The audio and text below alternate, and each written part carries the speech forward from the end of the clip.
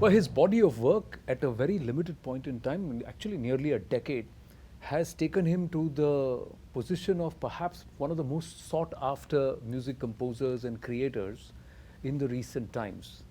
But for me, he's the Kolaveri boy who's now become jailer to Jawan. So, Anirudh Ravichander, I'm so proud of you. But like Rajni sir would ask, "Idi eppadi irukku? How does it feel?" Kaisa lag Thank you, raha? Anand sir, for having me here.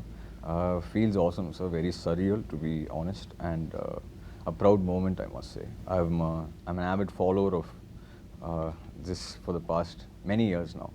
So I was pretty thrilled when the nominations came out itself. So I was very, very happy. You know, deep inside, you can't show a lot of emotions. So when I was in the studio when the nominations came out, I just kept it to myself and I was jumping inside. No, the little bird tells me that you shared it with your family group. Yeah. You usually don't share nominations and award with I don't know who's leaking this information to you. But is that true? Yeah, it is. Yeah, as I said, it was a very proud moment. So I never share anything on any of my groups, but just for my mom and dad, I just sent it to them. So I thought they would be happy. Good. I'm sure they are very, very happy. But Jawan also brings you, exposes you to a larger audience. Not that they're not exposed to your music, but openly into the Hindi film industry and this market. Yes. So was your approach to the movie any different? Not at all, sir. In fact, to be very honest, I was very comfortable and happy making music in the South. 30 films done now in about 10, 11 years. Yes. And I think it was Shah Rukh sir's conviction, and I think he believed in me more than myself. And so I think he wanted me to win. Even during the process of making Jawan, he used to say, "Now I've brought you here, I have to show everyone who you are." So I think it was his conviction and confidence that has made me actually sit here. But how did the SRK connection happen? So I think it happened because of the director, Atlee. Yeah. So Shah Rukh sir has obviously listened to our music before from the South, and Atlee actually started by saying, Hindi films have a lot of composers in one film. By saying, okay, let's get Ani to do a song. But then when I met Shah Rukh sir and we made the song, he was like, no, I want him to do the whole film. So that's how it panned out. So I think it all just worked out. Which was the song? The first song was Deepika ma'am's song where she's in the jail, which was like a number between a mother and son. So that's how we started. Then it ended out that he wanted me to do the whole film, and now he's almost like he's taken me into his fold and he's made me one of his own. So yeah, I think I owe this seat to him actually. No, I think there is a lot of work, hard work that's gone in behind that. So then you're being very modest. Yes, when you have someone like Shah Rukh Khan, showing confidence and espousing some belief, and you turn out the kind of work, the results itself show. Are you also excited that Shah Rukh is also physically present? 100%. So I was very excited because obviously he has to be the last year's biggest inspiration for everybody with the back-to-back 3 blockbusters, and I think I was really proud to be a small part of one of them.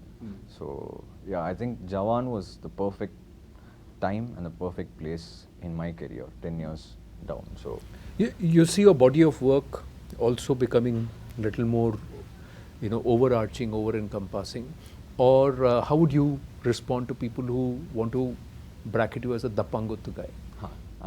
I think now, especially after COVID, movies have become, everybody wants to go to the theatre to watch larger than life films. I think the success of certain films after are actually proof of that. And obviously down south, when you do star-driven films, the fans expect you to have dance numbers, which they really enjoy. But every musician, I can vouch for that, loves to do that, but at the same time, I think the melody maker in them is the person who actually inspires them to start making music. So that's always there. So how we try to do it back in our studios, we try to balance it when we're doing 2 huge star-driven action-packed films. We try to balance it by making like a Tiruchitrambalam or Nanum Raudida on the side, so to satisfy our musical taste. So that's how we try to balance both. And it's a different kind of high. So when you go to the theatre, especially down south, when you see the whole theatre dancing to your song, that's a different kind of high which I think we are blessed to have. And obviously your melodies and your romantic songs are to listen on your AirPods and that kind of a vibe. So we like to have best of both. True, but not many would, everybody would celebrate a jailer or a Jawan. Right. Not many would talk about, like you said, Tiruchitrambalam, Correct. and some of the other work that you've done, which is on the softer, Right. melodious, Right. more of the composer's genius rather than just Right. the noise and the foot tapping effect of it. So, does it sometimes irk you saying? So not at all, because when we go on tour, for example, now when we perform a dance number, obviously the whole stadium is dancing and stuff like that. But then we have a section called an acoustic section where it's just me, the piano and the audience. So it's like a sing-along where we do only our soft numbers. I can see that the emotion and the vigor with which people enjoy that section is almost more than what it is for the other dance numbers. So I think it works both ways. I think in everybody's life you need to have both. So I think we try to balance it that way. But I think last year, because these three films were all big action-driven films, we didn't have the chance to actually shell out any like a love album or something. So the closest we got to was probably Chaleya. Chalaya, yeah. So I'm asking you, is there a difference in the taste of the audience north and south of the Vindhyas, or would you say that's wrong? Melody, good music works across the board, because there are also examples from Bahubali to Right. Jailer to Jawan, so Right. many other, even Right. Kolaveri D, Yes, sir. was not made for the pan-India or Right. universal audience. It was made for a particular audience, but Right. so where would you sit? So I think I'm very lucky and blessed to be in a generation where the language doesn't matter at all, because from our first song Kolaveri, if you see, there's no question of which language this song is made in, because especially with now the dominance of your short videos and your reels and stuff like that, we're posting reels with Spanish songs, and people in South India are posting a lot of Hindi songs. People from Hindi are posting a lot of South Indian songs. So I think that barrier has been broken a long time ago, and now it's just about the music is what I think. I think South Korean bands are an example of that. They are raging all over the world. Yes. So I think, I don't think that's a barrier anymore, and we're lucky to be in this generation where that barrier has been broken and shattered. Shattered. K-pop is a genre in itself. Yeah. But does Anirudh Ravichander create and move on, or do you hold on? Move on. Sir. Move we on? move on the moment the song releases. Till then, we hold on another level. Because from the ideating to the composing to recording every instrument, the singers, and then arranging it, producing it, finally chopping off what you don't want. That's a huge process, and that process is the real highs for us. When that process is done, and the record label calls and says, "You're already 2 hours late," at that moment is when we actually kind of give the song, and then we are like, "Okay, we're done with it." We're done with Yeah, it. we're done with it. After that, probably the only time we relive that experience is probably in the theatre when we watch the film with the audience, and obviously at our shows. So apart from that, like in fact, when somebody plays our song, even when we are out or something, we always change the song to something else. So, 2-3 questions, and then we'll wrap this up. Do you want to leave residue or trail? Music directors of the yore used to do that. Background score of one movie will become the main score Right. of the next movie. Do you like to do something like that? Or have you created something for one particular project and then ended up using it somewhere else altogether? So to be very honest, I would have made probably 95% of all the music that has come out from us was never made for that. It's a very, I don't know if it's a wrong process or what, but I think because we were used to being a part of a lot of bands. I was part of a Carnatic band in school, and then a metal band, with long hair and stuff in undergraduation. Yeah. So making music every day was the key, sir. Okay. I was enjoying that process. I was just making whatever comes to my head that day. If it was a good day, I was making a happy song. If I was not in the best of moods, I was making a sad song. So I was just doing that. And till date, I try to maintain that. I try to make at least a song every day.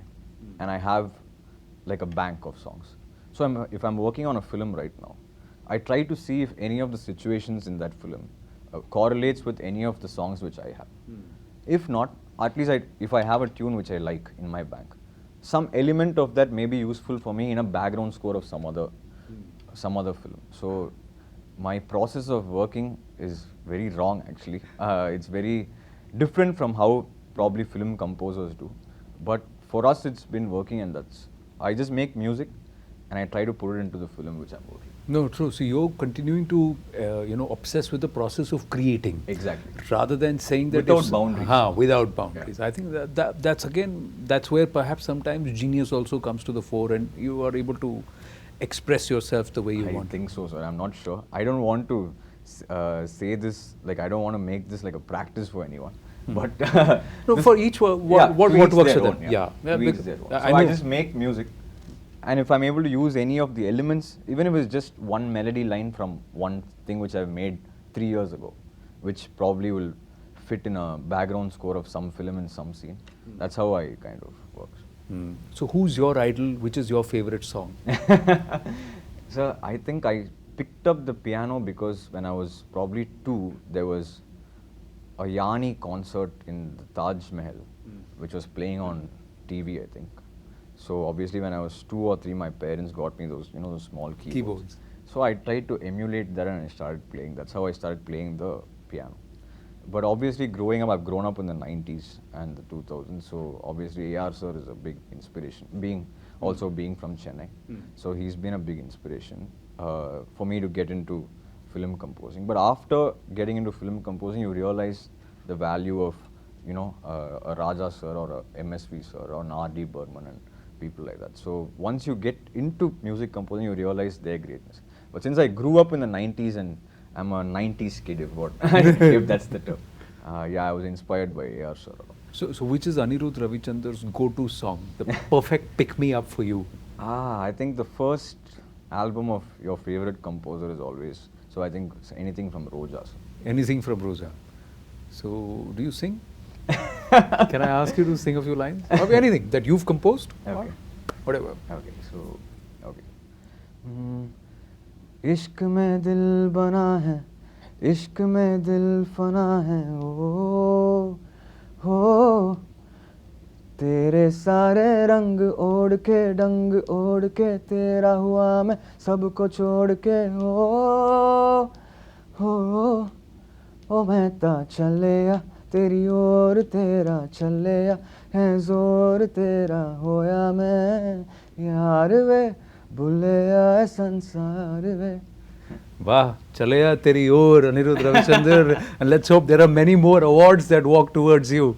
Congratulations and amazing speaking with you, and thank you for coming here at Indian of the Year at CNN News 18. Thank you, Anand sir, for having me, and very, very proud moment in my life today, sir. Thank you. Lovely. Let's hope there are many more to come. Fantastic. Thank you so much. Thank you. Thanks.